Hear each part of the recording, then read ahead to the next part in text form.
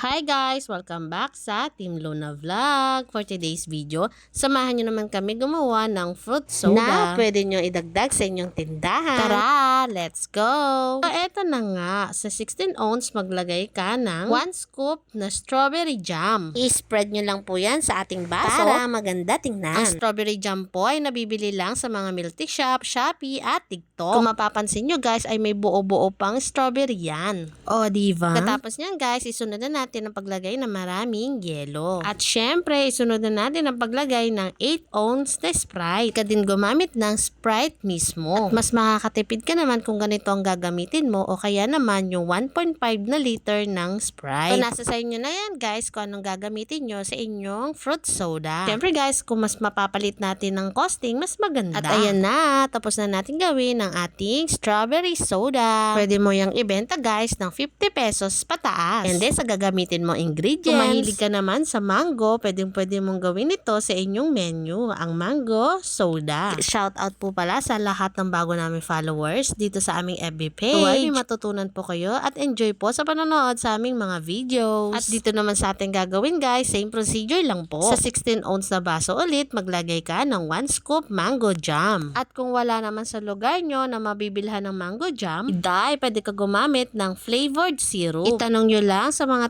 tindahan ng mga Milk Tea Shop kung ano-ano ang mga brand na available sa kanilang tindahan na pwede nyong pagpilian. As po guys, mag-search ka lang, mag-try ng iba't ibang flavors na pwede nyo isama sa inyong soda series. At mabalik na nga tayo dito guys, maglagay ka ng 8 ounce na Sprite dito sa ating 16 ounce na baso. At ayan na, tapos na natin gawin ang ating mango soda. Pwede nyo itong ibenta ng 50 pesos pataas. Yun lang guys, maraming salamat sa panonood nyo. Next time ulit. Bye-bye!